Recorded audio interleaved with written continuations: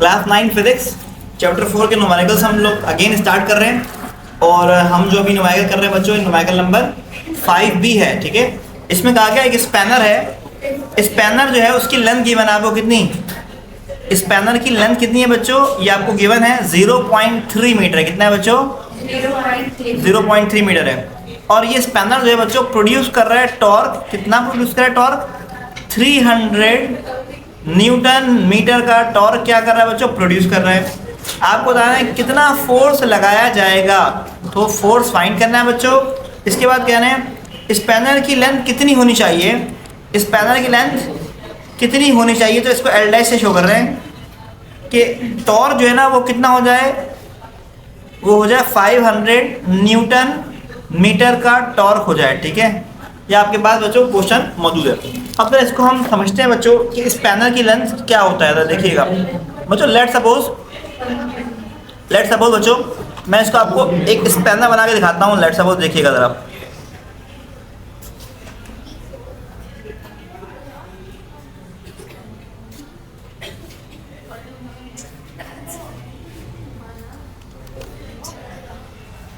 बच्चों ये हो गया हमारा नट। ठीक है, और नट को टाइट किससे करेंगे बच्चों, हम स्पैनर से करेंगे। ठीक है,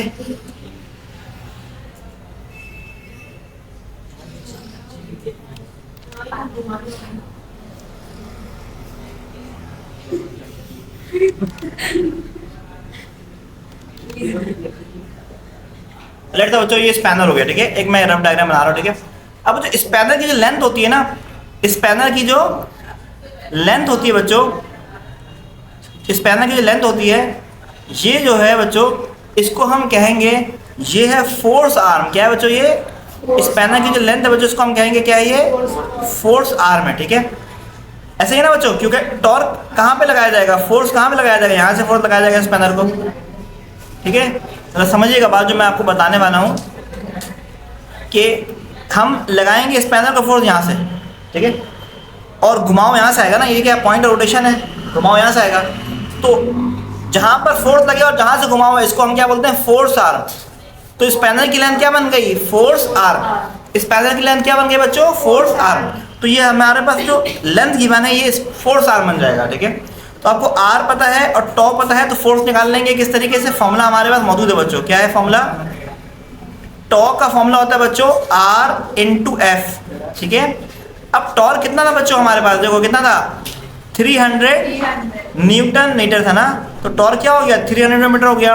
आर कितना है बच्चों, 0.3 है।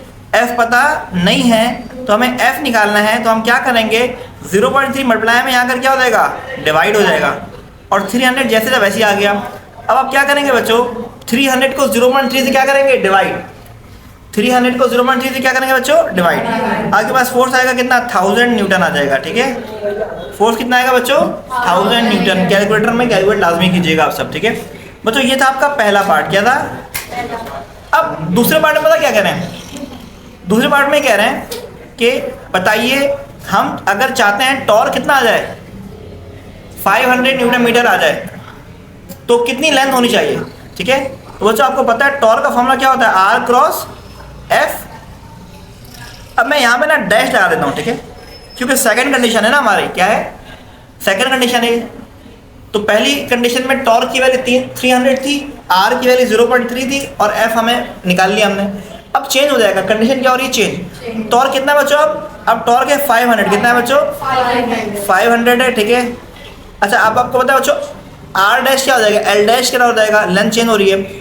और फोर्स की वैल्यू बच्चों हमने उतनी लगानी जितनी पहले फोर्स हमने लगाई थी ना। कितनी लगाई थी फोर्स पहले, 1000 हमने पहले फोर्स लगाई थी 1000। तो अभी फोर्स कितनी लगाएंगे हम, 1000 लगाएंगे। ठीक है, तो बच्चों यहाँ पर हम 1000 न्यूटन की फोर्स लगा देते हैं। तो अब लेंथ कितनी चाहिए बच्चों, आपको ये बात समझ आ गई होगी कि 500 को जब हम डिवाइड करेंगे 1000 से बच्चों, तो हमारे पास आ जाएगा लेंथ कितनी, 0.5 मीटर। तो अगर हम इस स्पैनर की लेंथ को 0.3 से बढ़ाकर कितना करते हैं बच्चों, 0.5 मीटर करते हैं, तो पहली जितनी फोर्स से टॉर्क ज़्यादा क्रिएट हो जाएगा। पहली जितनी फोर्स कितनी है, 1000 है ना, फोर्स अब भी 1000 है, बस लेंथ बढ़ाने से टॉर्क की वैल्यू क्या हो जा रही है, ज्यादा हो जा रही है। तो इस तरह हमारा न्यूमेरिकल नंबर 5b क्या हो गया, कंप्लीट हो गया। न्यूमेरिकल नंबर 6b में कहा जा रहा है a uniform metre rule is supported at its centre. Means ये तो एक बीम है, एक स्केल है, ये सपोर्ट इसको दिया गया सेंटर से, तो दिख रहा होगा सेंटर सपोर्टेड है ये बच्चों, और इसको बैलेंस किया गया दो फोर्स से। मतलब ये बीम जो है ना बच्चों, ये मीटर रूल जो है ये बैलेंस है, मतलब जो फोर्स यहाँ से लग रही है वही यहाँ से जो फोर्स लग रही है 20 न्यूटन, और यहाँ से फोर्स लग रही है 12 न्यूटन, ये दोनों क्या है, इसको इन दोनों फोर्सेज ने इसको क्या कर दिया बच्चों, बैलेंस कर दिया है, ठीक है। और आगे लिखा है if 20 newton force is placed at a distance of 3 metre, तो 20 न्यूटन की फोर्स का फासला कितना बच्चों, 3 मीटर का फासला है। तो बताइए 12 न्यूटन की जो फोर्स है उसका फासला कितना होगा ताकि बीम क्या हो जाए, बैलेंस हो जाए, बीम क्या हो जाए बच्चों। तो बच्चों आपको ना एक चीज पता है, डाटा तो मैंने आपको बता दिया, डाटा मैंने आपको बता दिया है। क्या बताया, इस बीम को सेंटर से सपोर्ट दिया गया और अदर साइड्स पे दो फोर्सेस लगा दी गई, 20 न्यूटन की और 12 न्यूटन की, और इन दो फोर्स से ये बीम क्या है, बैलेंस है। कहा गया अगर 20 न्यूटन की फोर्स को रखा गया है, लगाया गया है 3 मीटर के फासले से सेंटर से, तो बताओ 12 न्यूटन की जो फोर्स है उसका कितना फासला होगा ताकि बीम क्या हो जाए, बैलेंस हो जाए। तो बच्चों आपको ये बात पता है कि क्लॉकवाइज टॉर्क और एंटी क्लॉकवाइज टॉर्क क्या होता है, बराबर होता है। प्रिंसिपल ऑफ मूवमेंट या प्रिंसिपल ऑफ टॉर्क आपको पता है, क्या पता है बच्चों कि क्लॉकवाइज टॉर्क बराबर किसके होता है बच्चों, एंटी क्लॉकवाइज टॉर्क के क्या होता है बच्चों, बराबर होता है, ठीक है। क्लॉकवाइज टॉर्क बराबर होता है एंटी क्लॉकवाइज किसके, टॉर्क के, ठीक है। वो जो क्लॉकवाइज टॉर्क मतलब जो घड़ी की डायरेक्शन में टॉर्क आ रहा है, देखो इधर बच्चों ये जो रोटेशन है कहाँ पे, घड़ी की डायरेक्शन में नहीं वाली, तो इस टॉर्क को क्या बोलोगे, क्लॉकवाइज टॉर्क। और ये घड़ी की अपोजिट डायरेक्शन में घुमा हुआ है बच्चों, इसको क्या बोलेंगे, एंटी क्लॉकवाइज टॉर्क। तो क्लॉकवाइज टॉर्क क्या होगा, force into distance, force into force arm. Force क्या है बच्चों, F2 है, और फोर्स आर्म क्या है बच्चों, D2 है। फोर्स आर्म क्या है बच्चों, F1 है, ठीक है। फोर्स क्या है, F1 है। मतलब एंटी क्लॉकवाइज टॉर्क की बात होगी तो ये वाला टॉर्क जो है एंटी क्लॉकवाइज टॉर्क है। अब एंटी क्लॉकवाइज टॉर्क है, टॉर्क का फॉर्मूला है force into force arm. Force क्या है, F1 है, और फोर्स आर्म क्या है बच्चों, D1 है। क्या है, D1। तो बच्चों F2 जैसे था वैसे ही आ गया। कितना था F2 बच्चों, 12 था बच्चों। और D2 आपको पता नहीं है। F1 आपको पता है बच्चों, कितना है F1 कितना है बच्चों, आगे सामने मौजूद है 20, और D1 भी पता है आपको कितना, 3। तो बच्चों आपको D2 फाइंड करना है, तो आप D2 फाइंड कर सकते हैं कैसे, 20 मल्टीप्लाई बाय 3, और डिवाइड में क्या आएगा बच्चों, 12 मल्टीप्लाई से कहाँ गया, डिवाइड में आ गया। तो कैलकुलेटर में कीजिएगा बच्चों, 3 1 3, 3 4 12, 4 1 4, 4 5 20। तो D2 कितना आ गया बच्चों, 5 आ गया ना D2 क्या आ गया बच्चों, 5। ये 5 बचा ना, 5 मीटर, ठीक है। तो इस तरह हमने न्यूमेरिकल नंबर 6b क्या कर लिया बच्चों, मुकम्मल कर लिया।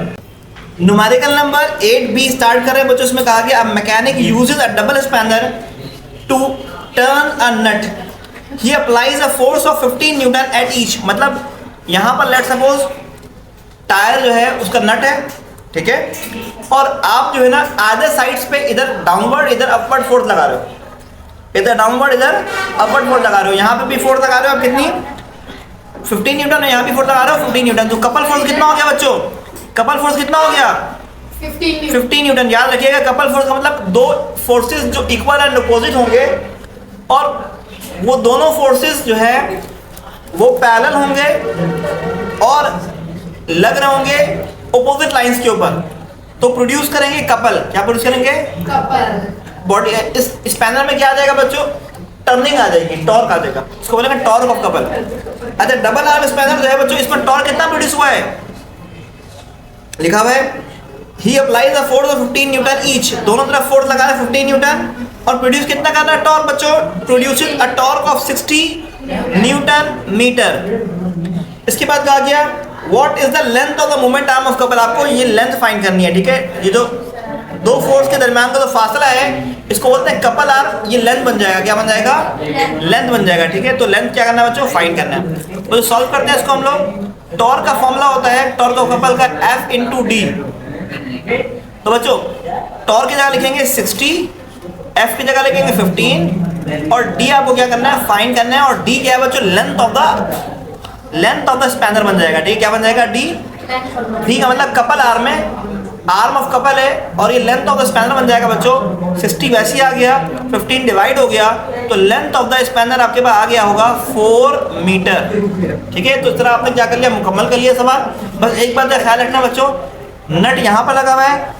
ठीक है, टायर का जो नट है, जो टायर को खोलना है हमने, उसका नट यहाँ पर है और यहाँ पर फोर्स डाउनवर्ड लग रही है, यहाँ फोर्स अपवर्ड लग रही है, ताकि ये इसको हम क्या कर सकें, नट को क्या कर सकें, खोल सकें। तो बच्चों इस तरह हमने क्या कर लिया, फाइंड कर लिया, length of the spanner find कर लिया। न्यूमेरिकल नंबर 9B में कह रहे हैं uniform metre rule is balanced at the 30 centimetre mark. इसको सपोर्ट दिया गया, बैलेंस किया गया कहाँ से, 30 सेंटीमीटर मार्क से। ये स्केल जो है मीटर रूल है, मीटर रूल का मतलब पता है बच्चों, एक ऐसा स्केल जिसकी लेंथ 1 मीटर हो, मतलब 100 सेंटीमीटर का वो क्या है बच्चों, स्केल है। ठीक है, तो इसलिए 0 से स्टार्ट हुआ और कहाँ पे एंड हुआ, 100 सेंटीमीटर पे एंड हुआ। और इसको बैलेंस कहाँ किया गया बच्चों, सवाल में कहा गया 30 सेंटीमीटर के मार्क के ऊपर क्या कर दिया गया, इसको बैलेंस कर दिया गया। और उसके बाद लिखा है when a load of 0.8 Newton is hang at the 0 mark. Load जो है 0.8 न्यूटन का, इसको हैंग किया गया कहाँ पर बच्चों, 0 मार्क के ऊपर। उसके बाद कहा गया बताइए at what point on the rule is centre of gravity of rule. आपको बताना है किस पॉइंट के ऊपर centre of gravity of rule lie करेगा। उसके बाद कह रहे हैं calculate the weight of the rule. Scale का जो वेट है ये क्या करना है बच्चों, फाइंड करना है। तो बच्चों सबसे पहली बात समझ लीजिए, जो मैं आपको बताने वाला हूँ वो ये है कि बच्चों स्केल जो है ना, ये ज्यादातर केसेस में रेक्टेंगुलर शेप होता है। क्या होता है, तो कहाँ पर लाई करेगा, सेंटर पे लाई करेगा।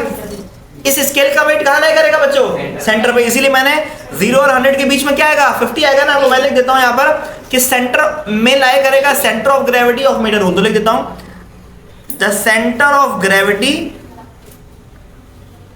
The centre of gravity of metre rule lies at 50 centimetre mark. Metre rule का जो सेंटर ऑफ ग्रेविटी कहाँ लाई करेगा बच्चों, 50 सेंटीमीटर मार्क के ऊपर क्या करेगा, लाई करेगा। ठीक है, अब यहाँ पर क्या करना है आपको, स्केल का क्या निकालना है बच्चों, स्केल का आपको फाइंड करना है वेट। तो स्केल का वेट कैसे फाइंड करेंगे आप लोग बच्चों, आपको पता है कि ये जो मीटर रूल है ना, ये बैलेंस है। क्या है ये, बैलेंस का मतलब है ये इक्विलिब्रियम में है, तो कंडीशन ऑफ इक्विलिब्रियम यहाँ पे अप्लाई होगी। और आपको प्रिंसिपल ऑफ टॉर्क पता है क्या होता है, क्लॉकवाइज टॉर्क बराबर किसके है बच्चों, क्लॉकवाइज टॉर्क बराबर है किसके बच्चों, आपको पता है एंटी क्लॉकवाइज टॉर्क के बराबर है, ये आपको बात पता है। ठीक है, ठीक है। अब आप क्या करेंगे बच्चों, ये बात देखेंगे कौन सा टॉर्क क्लॉकवाइज है, कौन सा एंटी क्लॉकवाइज। तो बच्चों आपको पता है ये डायरेक्शन जो है ना, ये क्लॉकवाइज है। कौन सी डायरेक्शन, क्लॉकवाइज। और ये डायरेक्शन कौन सी बच्चों, एंटी क्लॉकवाइज। तो ठीक है, क्लॉकवाइज क्या होगा, W2 into D2, W2 into D2। तो क्लॉकवाइज टॉर्क ये वाला है बच्चों, तो W2 इंटू D2 लिख देंगे हम। तो W2 इंटू D2। और ये जो टॉर्क है W1 से टॉर्क प्रोड्यूस हो रहा है बच्चों, ये कौन सा है, एंटी क्लॉकवाइज है। तो क्या हो जाएगा, W1 इंटू D1। ठीक है, अब बच्चों W2 फाइंड करना है। ठीक है, D2 आपको पता है क्योंकि सेंटर पर लाई कर रहा है। कहाँ लाई कर रहा है बच्चों, W2 लाई कर रहा है सेंटर के ऊपर। तो सेंटर मतलब 50 सेंटीमीटर मार्क। तो घुमाव जो आ रहा है, रोटेशन जो आ रहा है वो 30 से आ रहा है ना।